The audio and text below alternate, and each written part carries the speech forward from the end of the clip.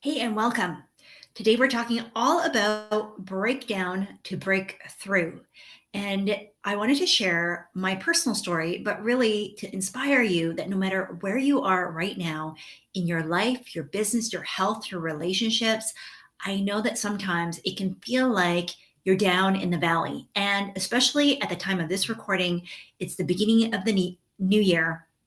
And a lot of times we have big expectations, big lofty goals, and big dreams and desires, especially when we take the time to reflect on all that has been like transpired and passed for the last year, for the last season, and setting those goals moving forward.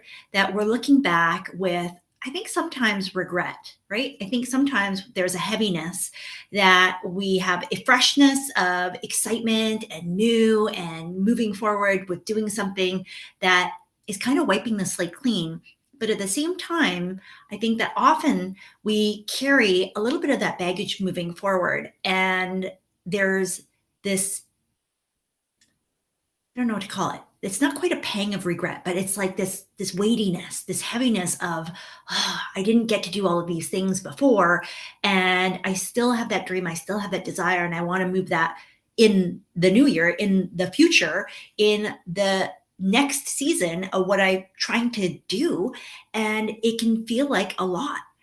And I felt led to share my testimonial, my testimony, my story, in the hopes that it might help inspire somebody who needs to hear this today, but also to inspire you that your story of transformation, no matter how small it may seem, is actually humongous.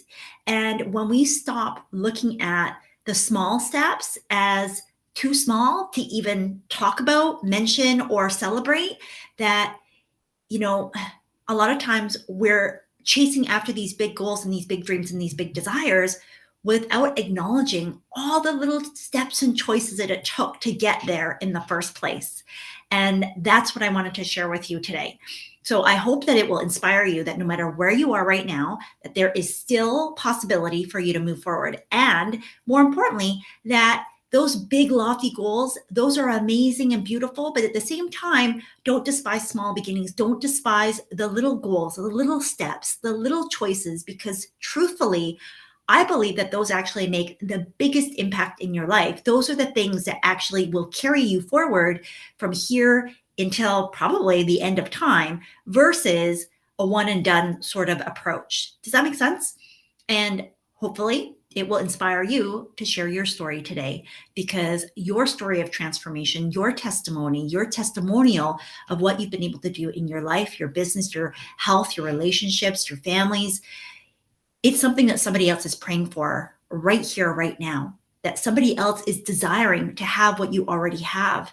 And I know that that's sometimes hard to hear because we want so badly to keep moving forward and to do better and to keep striving and achieving the next levels for ourselves in our goals, especially at this time of year, right? But at the same time, I want you to acknowledge how far you have come. So, if you're brand new to me, my name is Susan McVey. I'm a business sales strategist. I am a married mama of two and a kingdom business builder. And I love helping other women, particularly, grow and steward their wealth. So, if you haven't followed me for a bit, you may not have heard my story, but 7.5 years ago, I had a massive breakdown. Now, the story begins actually way further than that, and I'm not going to get into all of those details today, although depending on where spirit leads, that may or may not be true. So, in 2011, I had a massive car accident. It was the third car accident that I've had since the age of 18. So between 18 and 36, three major car accidents. I am a good driver, y'all. It's just, that's part of a generational thing through my family line. All this being said, in 2011 to 2015, I had done everything the doctors had told me to do. I was a model patient, and yet I was still not getting any better. And I don't know about you, and you can let me know in the comments if you're on live or if you're watching the replay. Have you ever felt like I'm doing all the right things? Like I'm doing everything that everybody is telling me to do, and yet I keep hitting a wall. right? Like I can't break through. I can't break through. I can't break through. I just keep hitting the same stumbling block over and over and over again.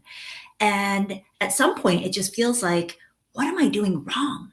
Surely there's something else. Maybe I'm missing something. Is there something wrong with me?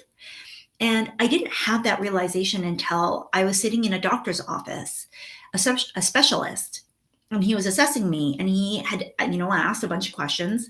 And the minute that I told him when the accident was, and this was actually January of 2015, so the 8th-year anniversary now. And the look on his face when I said, April 15th, 2011 was the car accident. And he kind of cocked his head and looked at me. And it was his pause and his face that made me realize something that I had never actually connected the dots for before. And it was pity. It was pity. And so right then and there, it hit me that I maybe was chasing after a dream that I would never get, right? And because I just thought, of course I'm going to get better. Of course I'm going to go back to normal. Of course my life will go back to where it was before this car accident. I never in a million years thought that there could be something different as the outcome, because everything that I'd ever done in my life, I set a goal and I just achieved it, and I would do all the things that was required in order to get it, right? Do you relate? Where you set a goal, a target, and you're just like, of course I'm just going to achieve it because I'm smart, I'm resilient, I'm resourceful, and I'm prepared to do whatever it takes in order to get what I desire. And in that moment, I desired to have my life back. In that moment, I wanted to have the freedom to move my body without pain, to be able to hug my children and kiss them goodnight without feeling like I wasn't a good mom, because I literally couldn't do that. I couldn't have my children sitting in my lap. And so that look of pity showed me that somehow what I desired was just not possible. It was not reasonable. And if I was going to achieve it, it would have already been accomplished by now. And at some point I realized, interesting. And it was in that moment that everything started to cave in. That's what led to the breakdown. Now, you might think it's kind of ironic because the breakdown should have happened, with the car accident. And it did in a way, because my body was crippled with physical pain, which then snowballed into mental and emotional pain. And the reason why I'm painting this picture is because I know that sometimes people look at me or anybody else that has an invisible illness, whether it's mental, physical, emotional, spiritual, or otherwise, and you have no idea what's going on behind the surface, behind the wall, behind the eyes, behind the ears, behind the mouth, behind the person that shows up every day. And this is where, if we have compassion for what is being said and heard and seen behind the surface, there's a lot of things that go on where we just have no idea. And the reason why I feel led to share this is because somebody a couple of years ago had said to me, sorry, my nose is running, but Susan, you have so much. You have so much, because she felt like in comparison, she didn't have much. And I had to share with her part of this story, because again, it's very easy to compare without knowing what it took for somebody to get to where they are. And often we want all the success and the results and the accolades and the fame and the fortune and the material things without understanding that there was a whole lot of pain. There was a whole lot of grieving. There was a whole lot of fighting. There's a whole lot of transformation and turmoil and work involved that got that person to where they were. And almost nobody is an overnight success. Almost nobody gets to where they are literally by, going to sleep one day and waking up completely different the next day. It may feel that way. It may look that way, but I guarantee you that that is not how the journey begins or even ends. It may look like that, right? And so I am sharing all of this because I think it's really important for us to not look at somebody and not look at just a picture of who our folks are, and then start comparing and start competing and start thinking of ourselves as less than, because that's a dangerous and a slippery slope. And it's so easy to do that. So when I was at this place in time where I realized, okay, that might not be possible for me. Um, I let go.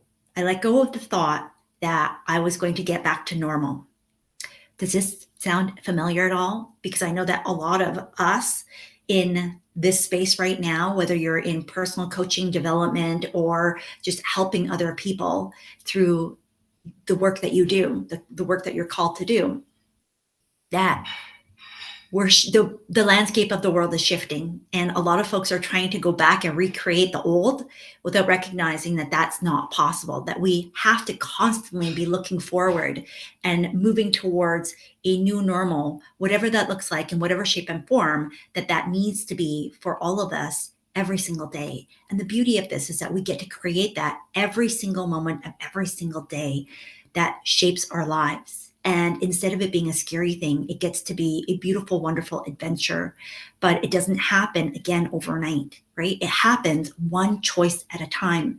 So when you look at me and when you look at other folks that may or may not have an illness, because I think everybody at some point is struggling with something, right? And it doesn't have to be this monumental breakdown in order for it to still matter to the people that it's happening to and those around them. And at that moment, when I realized, you know what, the physical pain actually wasn't the worst thing. It was all of the other stuff that I had never given myself an opportunity to really and truly deal with. That life has just gone from one thing after another and one goal after another, that life suddenly became very, very full, right? So what happened? Well, in the office of a doctor's, in my doctor's office, I couldn't stop crying. I did not feel myself. I literally felt like my body was betraying me. I couldn't control my thoughts, my emotions, my spirit, my sleep, like nothing was working. And at the end of the day, that was it. That was the end of the world as I knew it. And as I sat there and I wondered what was next for me, I did not give myself even the opportunity to dream for something bigger. I didn't even give myself the chance to think that I could go back to a normal that I was okay with. And so I had to let go of what was old so that I could step into what was new. And at the time, I didn't want to. At the time, I fought tooth and nail, which was why the breakdown happened, because I was trying so very hard to hold on to something that was no longer serving me. It no longer served me for where I was at with the circumstances that had come about. And so at the end of the day, I had to let go. I had to surrender. I had to come back to myself, to center, to ground, to, what was true for me, what was going to be my constant, and what was the most important. And at the time, I had kept saying that my faith and my family were the most important things in my life. And yet, here I was sitting in my doctor's office, and the first thing that I could think of was, when can I go back to work? And everything in my life, everything of my identity revolved around what I did and what I do. And at the time, I did not even think that that was a problem. So ironic now. Because I didn't know how to be. I didn't know how to just chill the F out and not do anything. I was the type of person, and I don't know if you can relate, especially after having finished the holiday season, where I get antsy after a few days of resting, of relaxing, right? That was kind of all I needed. And then it was go, go, go, go, go, busy, busy, busy, busy. And I loved being able to have that sense of accomplishment. And so when all of that was stripped away through a breakdown, then what was left? Well, the thing that was left was me. And that was the hardest thing for me to face, was all of the things that I didn't have the time, the space, the energy, the motivation, or the faith to be able to face, because it literally was a lifetime of ignoring, repressing, running, and chasing after bigger and bigger, bigger goals. Now, I'm not knocking goals at all. In fact, I think goals are amazing in order to direct our lives, but only when they're in alignment. And when we feel out of alignment, we often don't know. And it can come through a shaking of our core identity of the very human being that we think that we already are. And if you're here right now in that place, in that space, then I just want to encourage you that you're going to be okay. You will make it through. You've already survived this far. God only knows how much farther that you can go, right? And I'm sharing this because at the time that I had my breakdown, my biggest moment, I let go of the expectation that I was going to have my life as I knew it back then, that I was fighting so hard to recreate, that I could never get back. And instead, I let go of that and I allowed whatever was going to happen to just happen. And truthfully, I had resigned myself to a life of less than. I had said, if I can't get back to my old normal, then the new normal is going to be less than. I had basically set myself a target of being mediocre in order to preserve myself, to preserve my family, to preserve my faith. And although I had a deep belief in a bigger consciousness, for me, that's God. And it's not about being religious. It's about knowing that everything happens for a reason, even if I don't understand the reason, even if I don't, even if I'm not happy with the reason. Did I want to break down? Not at all. If I had gotten that lesson some other way, I gladly, surely would have taken it. But I know looking back that wouldn't have happened in the way that it needed to because I'm stubborn. Let's just be real. And so it needed to happen exactly as it did. And when I look back, my two core values of faith and family were nowhere to be found at the time of my breakdown, because the thing that I was spending the most time with was my work, was doing stuff. And while I felt deep satisfaction and fulfillment up to a point, there came a time where there was just a hole. There was like a gap, and I couldn't figure out what it was. There was this sense of unfulfillment that I felt deeply unhappy about. And I felt guilty because my life from the outside looked almost picture perfect. And that's why I say nobody knew the level of pain and suffering that I was kind of putting myself through because of some of these circumstances that had happened through a major car accident. We never know the full extent of somebody's story. And so, I'm just sharing kind of the tip of the iceberg because I really feel called and led that somebody needs to hear this, and somebody needs to be able to move through something either similar or you already are working through, or maybe you're looking at somebody's situation with like rose-colored glasses thinking they have it so easy without knowing the full depth or breadth of what they had to encounter in order to get to the other side, in order to carry what they're carrying now, in order to receive the accolades, the material wealth, the joy, the peace, the grace, the blessings, the favor, all of the stuff that we all desire to have in our lives, right? And to continue to elevate, because that's what I desire for you. So when I had this moment where I literally said, my own life's not going to make it. So I don't know what I'm doing. Jesus, like literally, Jesus, take the wheel. That's the song that was playing in my head. And I finally understood what that meant.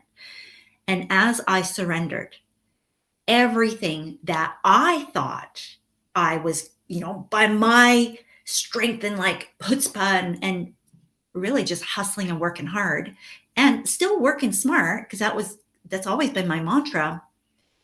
It was all on me. It was all on me. And so if this is all on you right now, that weightiness, that heaviness, I just want to encourage you to let it go, because it's not all on you. There is a higher power. For me, that's God. You call it whatever you want. But there is something. God is listening to you. God desires for you to let go of this crap, because when you do, the thing that's waiting for you on the other side of breakthrough is even bigger than you can imagine. And that's really the point to my story, because I have tried being an entrepreneur from the time I was 7 years old. My parents are entrepreneurs, but the way that I grew up with an entrepreneurial background was a traditional brick and mortar, because back then there was no internet, right? Back then there's hardly people using debit and credit cards. It just wasn't a thing. I'm probably dating myself now. But because of that, my interpretation, my perception, how I saw entrepreneurship was very different than this landscape right now, where you literally, click a button, you pop up your phone and you start talking to people and you're connected all over the world with almost no time and space continuum happening, right? That is amazing. But from the time I was 7, I've tried multiple times to do different things. And by my definition of success, had always not achieved it. Not to the point where I felt like this could be a thing. And yet here I am. Here I am. And has it all been, roses and sunshine and unicorns prancing in the meadows? No, not at all. In fact, through these 7 years, and I'll get to like some of the pieces that I wanted to share. By all accounts, I shouldn't be alive because my life has been attempted multiple times. I don't know why I feel led to share this because so somebody must be listening or just Holy Spirit wants me to share this. I was in a knife fight in my early 20s because my parents do own, like they have owned a brick and mortar store, a grocery store. And there was a man who came in and high as a kite. My sister was in the back. And he came in with like, and if anybody has been around somebody who's not in their right mind, like literally with like the crazy googly eyes, like looking this way, that way, every way, with a knife. Okay, so he came in, I'm all by myself. No, I'm 5'2". Okay, I know I look large on the screen, but I am 5'2". Thankfully, I was a little bit up on a ledge, but he came in and the counter between he and I, pretty much all covered, right? Like it's very difficult for them to come behind the counter, done intentionally. But behind me, there's cigarettes, which is the most valuable thing in a grocery store, at least back in those days. So he whips out this knife and he asks for the cash. And my sister's in the back, and I didn't know when she was going to come out because she actually just had popped back there just shortly before. And the only thing I had on my mind was if he gets startled, he might kill somebody. I didn't even think about me. I really just didn't want my sister harmed. And we have a silent alarm, but I didn't want to alert her because I didn't know what he would do. And so at the end of the day, my instinct was to fight. Okay. And I saw a chance where he lunged at me to try and grab the cash, grab some cigarettes so he could run and sell them for probably another hit. And I pushed him as hard as I could. There's a kerfuffle. He slammed on his butt, looked shocked, and ran out the door. Thank God. Now, I don't know that I would have the chutzpah to do that again, but I didn't even think in a moment. I just had to do it, right? And this is where sometimes the natural instinct that we have is our saving grace. I don't even know why I needed to share that, but to look at me, you would never think that I've been in a knife fight.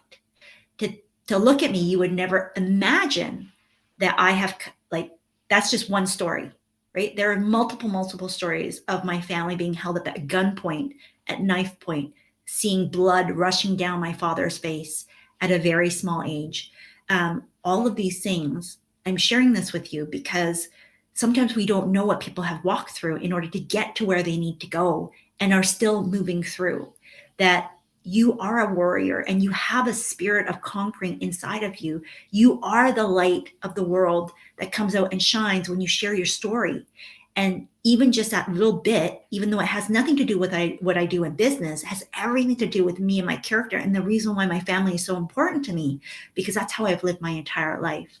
And I share all of this because my two core values, family and faith, are demonstrated strongly with that story. And they're demonstrated strongly in this next part of this testimonial, because I had no idea that God had different plans for me than the one of being a corporate employee, a corporate sales leader, even though I don't like sales, avoided it my entire life. And being an introvert, thought I would run and hide in a corporate professional career. Nothing to do with sales, or so I thought. And then here I am, lo and behold, learning all about money, learning all about sales, learning all about, big business strategies that I would never have access to on my own dime. 80,000 global employees. There's no way that I could compete with the level of investment and infrastructure and systems that kind of company access would afford me, right? So all of this was done intentionally to line me up for what I do today, and more importantly, what I'm about to do tomorrow and the next day and the next day.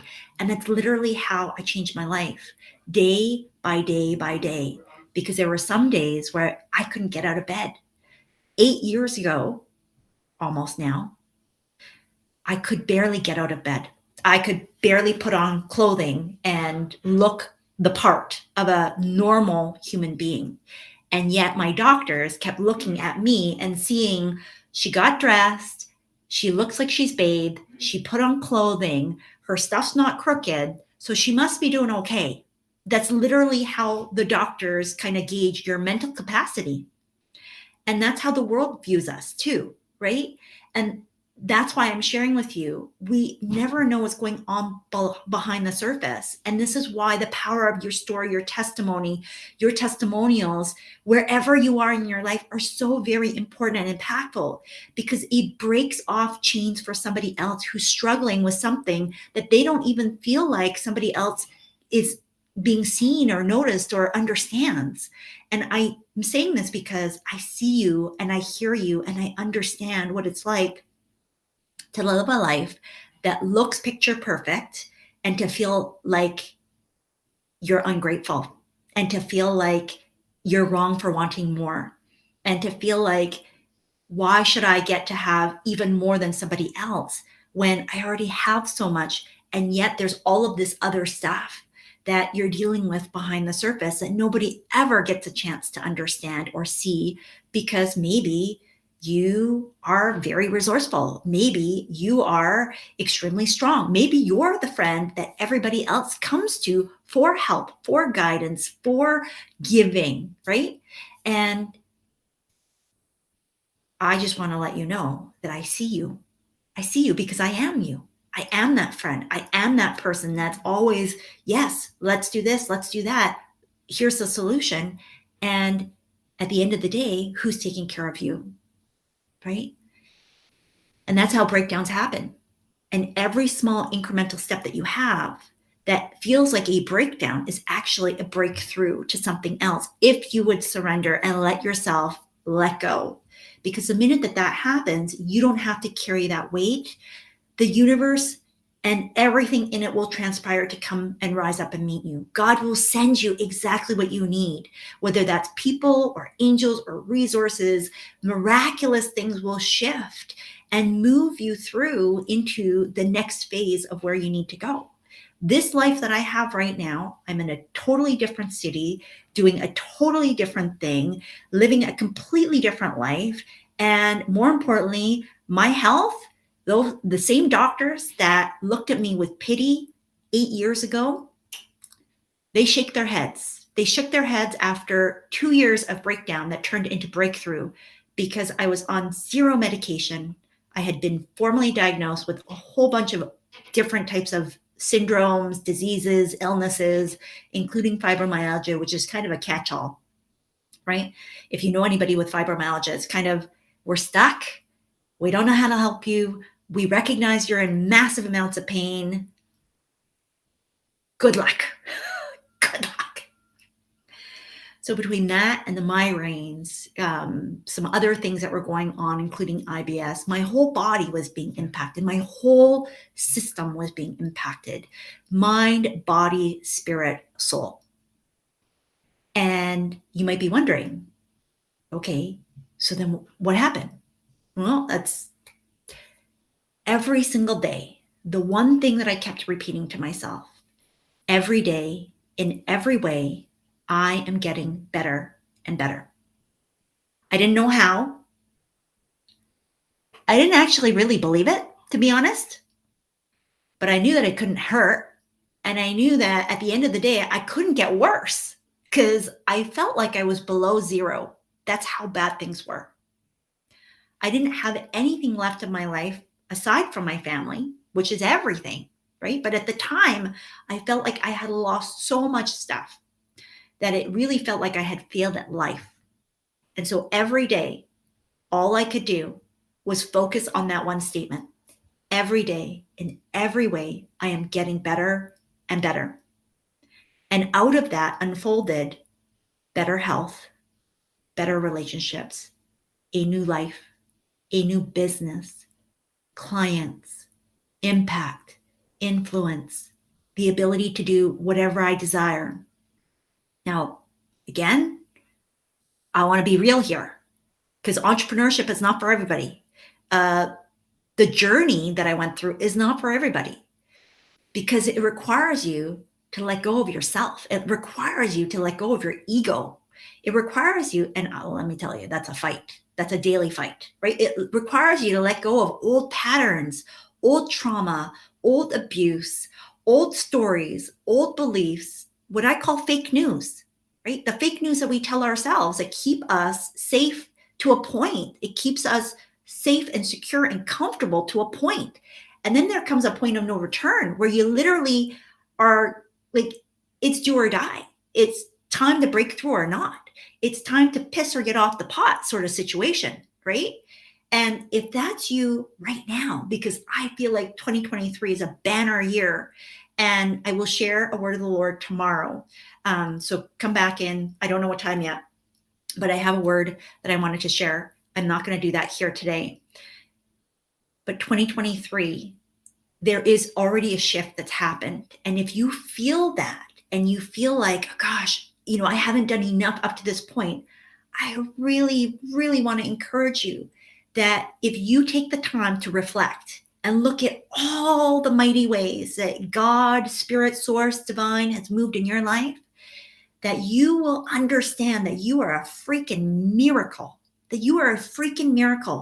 and that it is no small feat that you are right here, right now, at this moment of time. That if you are still here, God is not done with you. That if there is breath in your lungs, that there is a message that you need to speak. Thank you, Christine. Hello, Kendra. Happy New Year to you too. God is not done. And I'm going to tell you that this is a year of miracles. This is a year of thank you, Jesus. I'm not talking about like little things. Although I love those too. I coined the phrase everyday miracles 7 years ago because that's what I needed.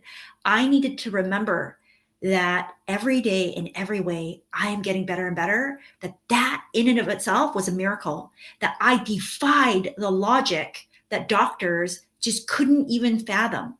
And so little by little, I blew their minds. I blew my mind because remember, I never set a goal to actually get better.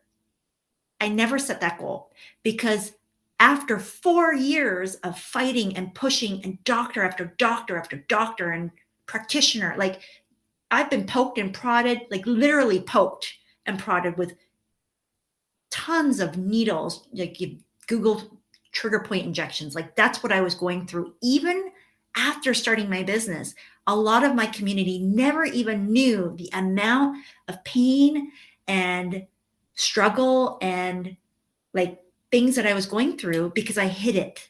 Because in some way I was ashamed of it. I felt like it was something that I couldn't share. And I had to wear this burden privately. Does that make sense? And I'm not telling you all to go out and be a hot mess express because I don't ascribe to that either. I think there's power and purpose in our pain. I think that there is a time for privacy and like dealing with things on the inside so that you can be able to share and articulate without literally like spewing that out, because there is a transference of pain. And I don't think that that's something that we all want to do as servant leaders. I think that there is a way to do it with wisdom and with thoughtfulness and care and regard. And I know that if you're watching, chances are you're already at that place. Like if you've stumbled upon this just randomly, just know that that wasn't random. That's God. That's how God moves. And that is an everyday miracle. And when we look for these small little things, it can create such a huge impact in our lives because of the fact that we already are a miracle. You can Google, like you just Google, what's the chance that that sperm and that egg like collide in that moment to actually create a baby? It's like so infinitesimally small that the opportunity that that would happen, like we just take it for granted. We take it for granted because you're here. I don't want to take life for granted because there are so many beautiful, amazing souls that I know that have passed prematurely. I don't know if you watch football. I really don't watch a lot of football. I used to, but ain't nobody got time for a 3 or 4 hour game anymore. You got me? My husband does. And this Monday, this young man, Damar, he got hit. It's all over the news, right? I don't watch the news either. But he got hit, stood up, and immediately fell backwards. Now, we've been praying nonstop. I know lots of people have been praying, regardless of what they believe in their belief system. This is what I'm talking about. This is the power of the collective force, right? And that's why I wanted to get on here, because it starts with one story. It starts with one man. That one man shifted a whole nation, has shifted a whole global community to have hope and to inspire them that this is the power of prayer. And regardless of what the outcome is, although right now things are good, he is alive. That is good news, right? He has lots more life to live. And when we think about something like that, that is an everyday miracle. Life is an everyday miracle. And when we have an opportunity to not just recover from breakdown, but allow it to become our breakthrough, recognizing that, of course, life is gonna go like this because, hello, that's life. But if we can allow ourselves to not dip so low, so that, because here's what I can guarantee. Things will go wrong. Guarantee. Guess why? Because we're human. If God was running the show, everything would work out 100%. But the beauty of this life that we get to call life is that we get to live our lives. And that means that just like a good parent, at some point, you're going to let your kids make their choices and do what they're going to do, even if you know that it's going to lead to dire outcomes, right? Now, I'm not talking about life and death. I'm talking about they're going to make a mistake. They're going to marry somebody that you don't believe is the right person for them. They're going to go into a job just for the wrong reasons. They're going to hang out with the wrong friends, or they're going to do something and you're going to go, yeah, okay. Or even simple things like they're going to put their hand on a hot fireplace or touch a hot rock, because even after saying that's hot, don't touch, they just don't believe you. They got to do it for themselves, right? At some point, you got to let them fail. You got to let them stumble. You got to let them do what they're going to do, because hopefully that's going to allow them to learn much faster than anything else that you could have done otherwise. And so God is our Father. He's going to do the same thing for us that we do for our kids, and just know that it's going to work out. And as a result, that means we're going to stumble. And hopefully the goal is for those lows, right? That when we dip, that we recover faster. I mean, that's what a pro athlete does, is that they work on recovery. And the reason why I say this is because my background is competitive athleticism. I was a competitive gymnast, right? So it was always about conditioning and recovery, because guess what? If you're out for a number of games or a number of competes or meets or whatever, that means that your average falls below. And that's not a good thing as a competitor. That's not a good thing if you are a one percenter. And so the one percenter really only focus on the things that matter the most. And they let go of the stuff that's below the line. And so this year, I really, I was not planning to go into this. So tomorrow, I'm going to release a word of the Lord. Okay. I have a word for 2023. This is not the word that I'm planning to release, but I feel led to share this because I was going to do a testimonial. My breakdown became my breakthrough when I stopped doing everything that I was doing. The only way for you to have the kind of breakthrough that you want is to let go of the stuff that's holding you back. And you might think that it's actually the things that are going to help you to break through and elevate. And I guarantee you, the thing that you're holding on to the longest, the thing that is like you feel the greatest amount of attachment towards, is the very thing that you need to let go of right now, right here. Because the minute that you do, my God, I just felt chains break. That is going to release you. It's going to release you. And I know it's scary. I know it's scary because I'm in this season of cutting. And there's a story in the Bible where it's really more about pruning. And really, if you're a gardener of any kind, you know what I'm talking about. In order for you to get the best blooms and blossoms on your plants, right? Because I know that we're in winter, but in some place in the world, there is no winter. But even that, every plants have different seasons. And so in different seasons, we do different things.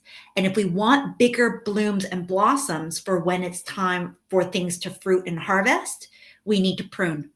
And we actually prune aggressively, right? Like we have a rose in the front that it gets cut almost to the bottom because it can take it.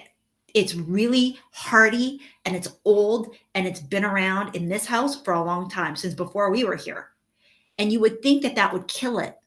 You would think that it would kill it, but it does not. And I will tell you, so 7 years ago, my entire life, almost everything from what I eat and put in my body to what I do as my daily routine, to my job that I had for 20 years, to the relationships, because almost everybody that I spent time with was through my corporate job, was cut away, like literally cut away. And even now, because I've moved away from my hometown that I grew up in for 40 plus years, we've been here now. This is going to be our 4th year. Gosh, time goes. Again, more cutting away, because there is perspective when we have distance, right? That's the saying, the heart grows fonder. That's a true thing, because sometimes we take for granted what's right there in front of us. And here's what I want to say. So I don't know who needs to hear this. That pruning away doesn't mean that it's completely gone. Does that make sense? Like when we think about a plant, a rose bush, when we cut it, it just means that the old growth is gone. The old straggly, like you never took care of it properly or just kind of grew weird and you just let it go. None of that is allowed anymore when you prune it. But the new growth that comes out comes from the original plant.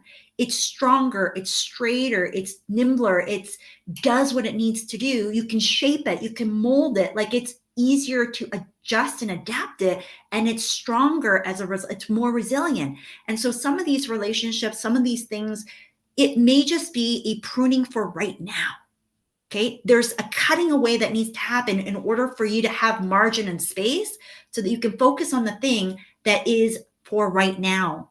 And it's not including whatever it is that God's asking you to remove. And I'm just going to let you know, because there may be a doubt of, because it could include family members. And that's what happened to me when I was told I had to move. My entire family is not here, which was very hard. Right? It was very hard because again, I said family and faith are number 1 and 2. My husband's family is here though, right?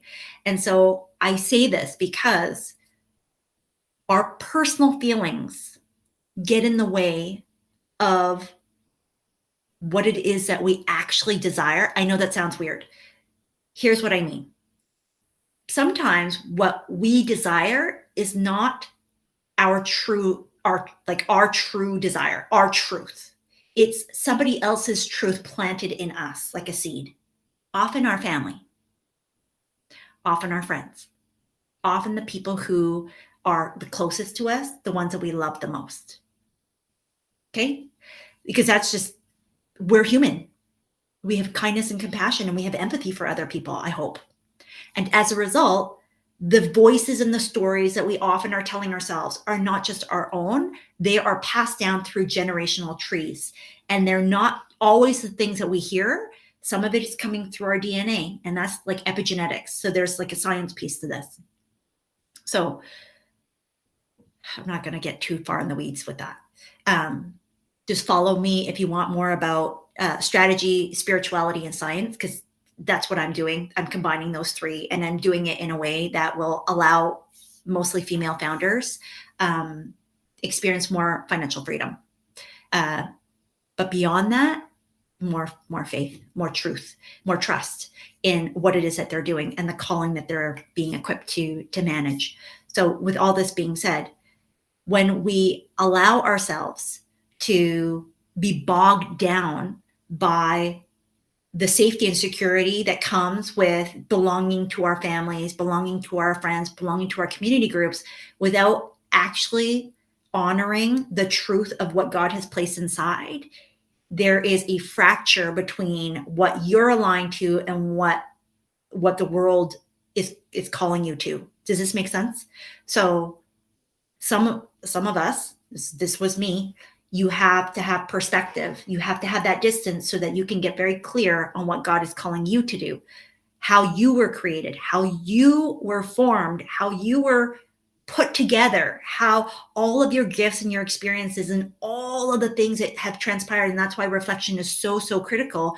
I want you to recognize how amazing it is that all of these things that have happened throughout your entire life, like if you did a timeline of all these small little things and you just spent some time in prayer and meditation and gratitude and just saw the connecting of the dots backwards, you would see probably a different story than maybe the story that you've been telling yourself. Maybe a different story than the one that you're hearing through your ears or in your eyes or coming out of your mouth.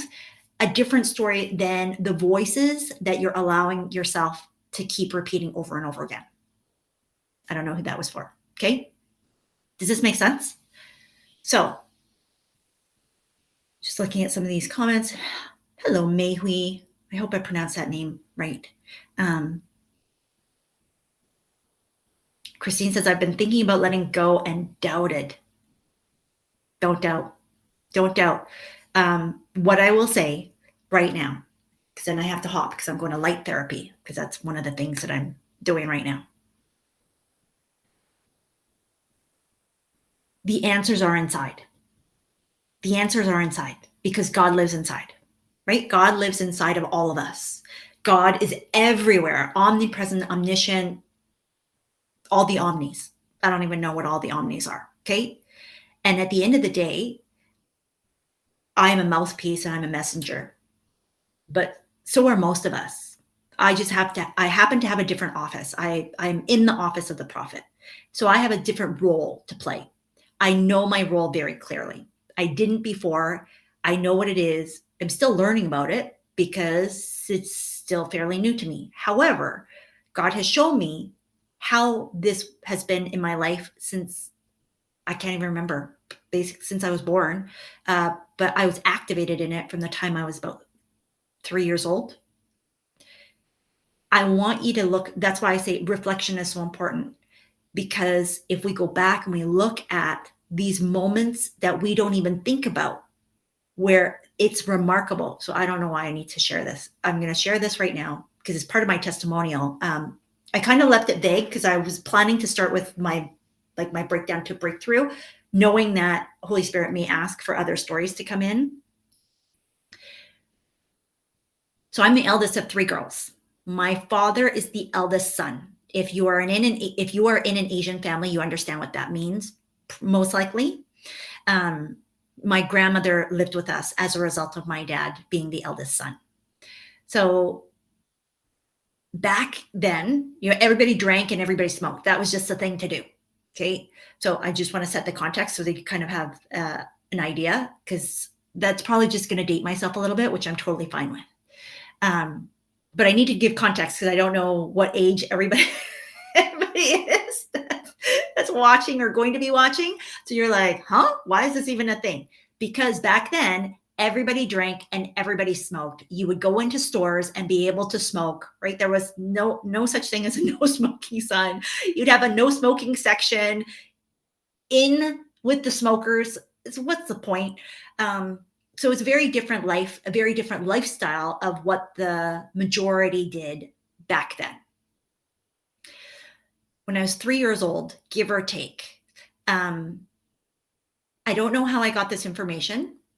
I'm assuming, based off of what I know, it was heaven sent, like literally heaven sent, because at the age of 3, there's no like reasonable way, because I wasn't even in preschool or daycare, at least as far as I know, because my mom was stay at home at that point. Apparently, because this is through my parents, apparently I turned to my dad and said, like this, you need to stop smoking or you will die. As like a precocious 3-year-old toddler, 2 or 3 years old. My mom said, I don't know where you learned that from. I don't know where you got that from, because you certainly didn't get it from me. But lo and behold, the minute that I said it, my dad stopped smoking cold turkey. I'm sure my mom has said something to him before, because she wasn't a smoker. She's not even really a drinker. She didn't really like any of the things that happened that would, impact my dad's health, even now to this day. And somehow what I said hit him in a way that nobody else had been able to do. As a 3-year-old, as a child, as a kid, like, I was not a doctor. I did not learn a bunch of stuff. That's literally what I said, right? Stop smoking or you're going to die. Something to that effect. Not a lot, much more. And that one statement changed the trajectory of my family's life, because my dad stopped quitting. Like my dad quit smoking, but also he was the oldest son, with a lot of sisters, with a lot of brother-in-laws. All of my uncles quit smoking. All of them. None of them smoke. I don't even remember them smoking, to be honest, because it's been such a long time. I didn't even know that my dad smoked, except for pictures. Like, that's how long it's been. Like, my memory was wiped clean of this. All of our family friends, because my dad, again, was kind of the person of influence, none of them smoke. One statement. Maybe that's you. And I think this is where sometimes we underestimate the power of our voice and the power of our breakthroughs that we create for other people when we simply just be. Like, as a child, I wasn't overthinking, do I know this? I should do some research. I should find out from the doctor. Like, huh? I just did it. Why is it that as we get older, and I know why. Dunning-Kruger, okay? The Dunning-Kruger effect. The more you know, the more you realize that you don't know. And somehow the village idiot out there is going around saying, the sky is falling, and everybody believes them, right? Make $1 million overnight. Make $1 million overnight. Here's what I did. I'm not naming any names, but we all know a village idiot, okay? Lovingly and kindly, because I still pray for them. But I say this because most of us are not that. Most of us are quite learned, quite wise. And sometimes our wisdom and our learnedness is an Achilles heel, is an albatross that's like hanging on our neck and dragging us down if we would let it. And this is where in 2023, and I'll share more tomorrow, you can't. Like, that is the very thing that will hang you. And if you're holding on to these old titles or these old behaviors or what other people think, now is the time to cut those loose. Because in order for you to fly, in order for you to be free, in order for you to gain the level of financial wealth that is due for us as believers in the kingdom of God, the only way to do that is without any sort of fear of what other people think of us. And again, hear me out. This is not about being egotistical or manipulative or mean or coercive or any of that. This is about standing in your truth and your power and your authority because you've broken through the very thing that would try to break you. Ooh, that was good. Does that make sense? You need to break through from the very thing that would try to break you. That's a quote you can take to the bank. And when you do that, that is the ultimate freedom, because you don't care what other people think. You don't care what other people say, not because you don't care about them as a human, because we definitely care for other humans, but because you don't care for the errors that are causing them to feel a certain way. That's their own fake news story, and we have nothing to do with that. They are walking their own walk. They are having to deal with their own things that God is calling them to do. And we don't know where they are in that journey. They could be at day 1. They could be at, year 40. They could be somewhere in between, wandering through the wilderness in order to get where they need to go for God to use them in the same way that God is using you and me. Make sense? Okay. Whew. So here's what I want. I want you to share this broadcast with as many people as you possibly can. I will leave it up. I have no plans to take it down. I have no idea who's going to see this, but I know that God does. And God uses people here on earth in order to further his message. And you and I, regardless of what your belief system is, because I believe that we all have value no matter what we believe or no matter what we follow. And I think that we can be respectful, right? And so if there's something in this message that calls to you and you're right now thinking or feeling the urge to share it with somebody, and you're again, here's the thing. We wonder, oh God, like how they take this. Who cares? That's not up to you to decide. That's not any of your business. This is what I'm talking about. I break that off of you now, because that spirit of fear, that spirit of error, that spirit of ego is not the thing that you need to hold on to moving forward. It needs to be let go, because what other people think or say about you, they're going to think, say, and do anyways. So why are you going to allow it to hold you back from doing the thing that you are supposed to do? Because I'm going to tell you right now, when you let go of that, you open new doors, and every new door that gets opened opens another door. And my God, thank you, Jesus. There are keys being dropped right now. And if you would open up your hands and hold the key, you have everything that you need when you open new doors. But you can't hold on to old doors, meaning you can't hold people back from being able to also change, because remember the mantra, every day in every way, I am getting better and better. And if you believe that, if you ascribe to that, if you are repeating that with me, then you can't possibly think that about yourself and hold other people back in the same box, in the same description, in the same personality and behaviors and traits that they are doing every day and every day. Does this make sense? Because that's not fair. If you can change, surely they can too, but you are not in charge of their change. Only they can do that. You are in charge of your change. And if you're going to do the same thing over and over again, even though you know better, then shame on you. Right? I can't do anything about that. But what I can do is tell you what you need to do if you feel the call and the pull to do so. Then it's up to you. Right? So if you feel the call and the pull to share this message with other people, then you're going to. And you're not going to allow fear, indecision, or what are they going to think of me? Or, oh my gosh, I don't even know if they believe in God. Like, I don't even know if this is something that they've been struggling with. Who cares? Just send it. It doesn't matter. It doesn't even matter if it doesn't apply. Just send it and see what happens. You would be shocked Because remember, part of my testimonial that I shared with you is you have no idea what's going on behind the surface. You have no idea how many people are struggling and they look a certain way, and you have no clue that they are dealing with stuff that is invisible to the naked eye, that they are hidden in plain sight right in front of you, needing the help that you could be producing or passing along to them, and you are failing to do so. And so, if that, I mean, again, that's up to you. But I've done my part. I've done my part. And that is the movement that I'm moving through. And so I feel compelled to share this here. I actually have nothing prepared. When She Conquers is happening. I still don't have all the details, but it's moving very, very fast.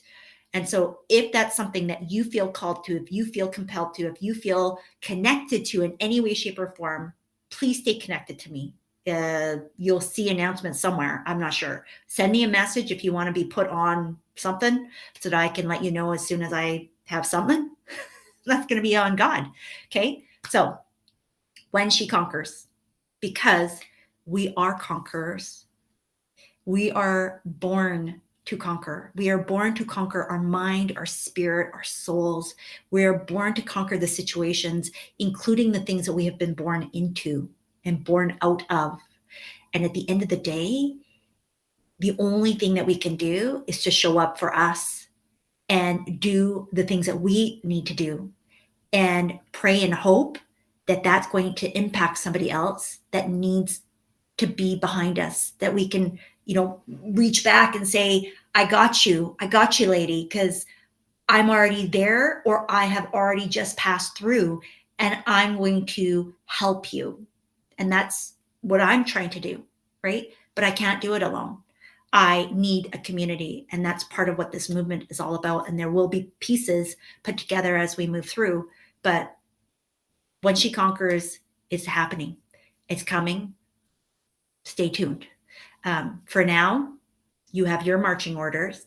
Go and impact somebody today. Use the mantra that I shared every day. In every way, I am getting better and better. And if I can help you in any way, feel free to send me a message. Thanks so much, and we will talk to you again very soon. Bye-bye.